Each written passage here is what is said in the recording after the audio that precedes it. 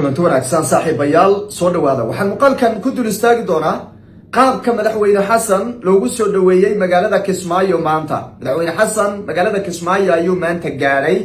qaabka loo soo dhaweeyay laba arrimood oo la yaab leh ayaa ka dhacay gudaha garoonka. dad badanina aysan fahamsanayn waa xogo hoose mana dhowrowsano xataa warbaahintii gudaha ayay tabinaysay ayaan weli aan si fiican u dhuganin. waa laba arrimood oo la yaab leh oo intii isaga soo dhaweyntiisa lagu guda jiray ka dhacay garoonka. waan idin soo gudbin doonaa, waan idin la wadaagi doonaa. waa xogo badan oo idinka qarsoon oo garoonka gudihiisana waan idinka dabageyn doonaa. waxaan dhinaca kaleeto rabaa iyadana inaan mid iyo labo ka dul istaago.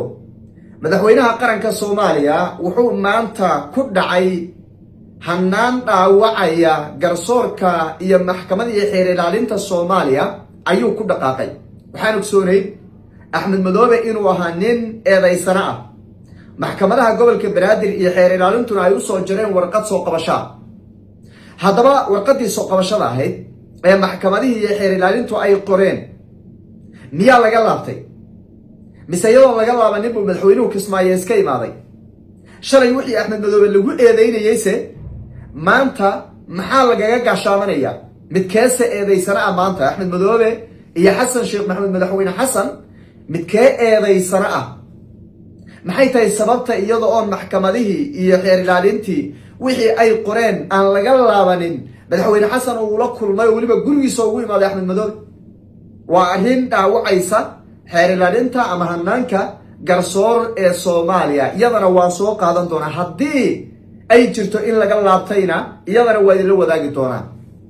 waxaan dhinaca kaleeto mid iyo labo ka dul istaagi doonaa wadahadalladan waxa ugu muhiimsan iyo xogaha madaxweynaha Soomaaliya Xasan Sheekh Maxamuud uu la wadaagay madaxda maamul goboleedyada iyo madaxda kale ee bahwadaaga ay yihiin ama isku xisbiga ay yihiin xukuumaddiisa ka tirsan. waxyaabaha uu la wadaagay ee safarkiisa ku saabsan qodobada Axmed Madoobe uu doonaya inuu kala hadlayo u tagayo magaalada Kismaayo ayaan iyadana idinla wadaagi doonaa. soo dhawaada, muuqaalka like saar oo aragtidiina igula wadaaga qaybta commentiga.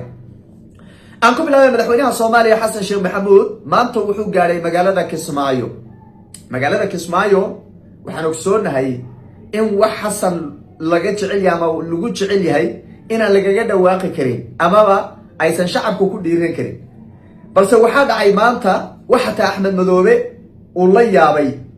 Axmed Madoobe baa la yaabay baa leeyahay shacabkii iyo dadkii soo dhaweynay ee xataa xukuumaddiisa ka tirsanay waxaa laga daaray garoonkii birmada Xasan Sheekh dalkoo burburaya kuma ka badbaasay birmada Xasan idaacadaha meesha tabinaya feeriya warka waran iska idhi maaha. horta waa koowe shacabka Kismaayo waxay qarsanayeen bay horta la soo baxeen. waxay qarsanayeen waa nacaybka ay u qabaan Axmed Madoobe, wax kale maaha. xasan jacayl ay u qabaan maaha. waxay u shiteen maadaama Axmed Madoobe uu shalayna lahaa naca diida, maantana wuxuu yidhi yeela soo dhawey u yidhi birmada Xasan Sheekh baa horta garoonka Kismaayo iyo guud ahaan Kismaayoba horta maanta ka shida. waa koow. waxaa kaleeto iyadana la yaab leh oo garoonka ka dhacday. madaxweynuhu markuu soo degay wuxuu la soo degay ciidamo koofiyad casa oo tiro badan buu la soo degay sida muuqaalka hadda gadaashayda yaalle ee baalkay waxa weeye garabkayda yaalle ee hore aad arkayseen ay muujinayaan. ciidamo aad u tiro badan ayuu la soo degay horta madaxweynuhu. ciidankaa uu la soo degay madaxweynuhu la soo degay waxay ka socdeen hareerihiisa. xubnihii mas-uuliyiintii Axmed Madoobe maamulkiisa ku jiray ee soo dhaweynayay iyo kuwii taageerayaasha Axmed Madoobe xildhibaanadii dadkii maantoo dhan taagnaa hal qof madaxweynaha muusa salaamin. hal qof muusa salaamin. hal qof waa dadkii salaantiisa u taagnaa ee saakoo dhan taagnaa ee shalay ilaa iyo daraad oo dhan abaabulka iyo ku jiray diyaargarowga ku jiray. hal qof ma uusan salaamin. yaa ka ilaalinay? ciidanka ilaaladiisa ka ilaalin. waxaa la hareeraha laga socdayba. Axmed Madoobena waxaa weeye asagii Axmed Madoobe isgarab socday toos bay u baxeen. toos bay u baxeen. waxaa la yidhi maya ma salaamayo buu yidhi kuwan waa wax walbana dhici kareen. salaan ma jirto salaan ma jirto adeer. ciidanka waxay dhaheen salaan ma jirto. toos u socaa leh madaxweyne toos. isha wejigaada fiiri baa leh wejigaada xataa dhinacyada ha eegin.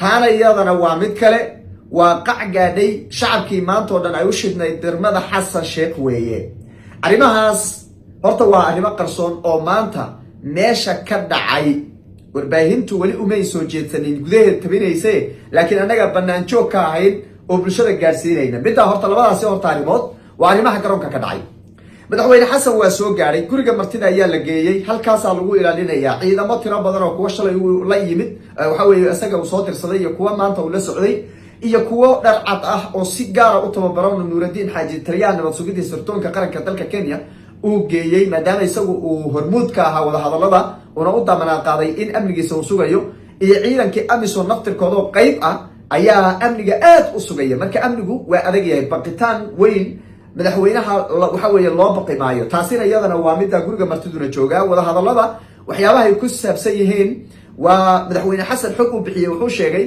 Axmed Madoobe wuxuu Kismaayo ugu tagay inay tahay oo kaliyun inuu ka laabto doorashadii isku caanshubka ahayd ee asagu isku caanshubay kadibna uu ku soo laabto madashii NCC hal marna la go'aamiyo doorashooyin loo wada dhan yahay oo maamul goboleedyadu hal mar ay aadaan wixii kale oo waajibaad oo dawladda kaga aadan amaba dawladdu ay markaasi iyadu ay xaq u leedahayna inay qabato sida hadda guddiga doorashooyinka oo kale dawladda federaalka oo Axmed Madoobe uu si weyn u diidan yahay in la soo diro golaha deegaanka iyo doorashooyinkoodana ay qabtaan intaas waa xogta hordhace ka soo baxday xasan sheekh maxamed wax weyn oo kale oo meeshan looga wada hadlay Axmed Madoobe iska tag dad baa waxay leeyihiin Axmed Madoobe iska tagiyo waxba lagu soo heshiiyay waxa soo dhawaa wax dambe waa inuu horta ka laabto isku caanashubki kadib baa wixii kale laga arinsanaya taasina iyaduna waa midda kale ee la yaab kale ee maanta taagan dalkeenana dhaawac weyn u geysanayso waliba gaar ahaan hanaanka garsoorka warqadii maxkamadda sare ee dalka iyo xeer ilaalinta federaalka ay soo qoreen ee soo qabashada hay'adda Axmed Madoobe iyadoo laga laabanin iyadoo laga noqonin iyadoo dhinacna lagu saraynin ayaa madaxweynuhu uu imaaday magaalada Kismaayo waa hanaan dhaawacaya garsoorka waa hanaan dhaawacaya kalsoonida waa hanaan dhaawacaya dadkaas waxa weeye u taagan cadaaladda u taagan maxkamadaha iyo jooga waxa weeye xeer ilaalinta hanaan dhaawacaya weeye dalkeena dhan bay dhaawacaysaa waxa weeye garsoorkiisa yay dhaawac iyo gaf ku tahay madaxweynuhu lagama laaban iyadoo laga laaban inuu madaxweynaha Kismaayo iska su'aalay anigu ilaa iyo shalay waxaan lahaa warqad baa soo bixi doonta eedaysana Axmed Madoobe waan ka laabanay eedaysanay waan ka saarnay dhaaysa baa soo bixi doonta ayaan lahaa maanta marka iyagoo laba eedaysana Axmed Madoobe naftigiisa mid soo malmaluuqday warqadda intuu dhidgaraystay buu waxa weeye isagana soo malmaluuqday oo wixiisa soo qortay marka isagoo eedaysana ah iyo Axmed Madoobe eedaysana ah ayaa meeshii iskugu imaado maanta wada jooga haddii waliba mid eedaysana uu yahay madaxweyne xasan baa maanta eedaysana halis ku jira sababtoo Axmed Madoobe hadduu imaan lahaa eedaysana imaado ama la iska daayay ama la qabtay uu noqon lahaa laakiin maanta madaxweynihii baa hadda waxa weeye eedaysana oo isagoo eedaysana isa soo dhiibay in eedaysana oo isa soo dhiibay yiri waa kan buu maanta hadda u ekaado sawirka maanta uu bixinayo waa midda waa arrin iyadana run ahaantii aad iyo aad wax looga xumaada ah in garsoorku ay ka laabtaan bay ahayd in madaxweynuhu process soo maro sharciyada eego ayay ahayd laakiin intaana iyadana lama samaynin kuma ceebaynaa kuma badaleecaynaya madaxweynaha laakiin waa hanaan dhaawacaya garsoorkeena Soomaaliya weeye hanaan dhaawacaya weeye taasina iyadana waa midda wada hadallada waxaa garwadeenka dawladda Kenya iyo Ethiopia taliyaashooda sirdoonka ayaa ku sugan labadaas dalba magaalada Kismaayo waxa waliba aad iyo aad waxa weeye hawshan dadaal badan ku bixiyay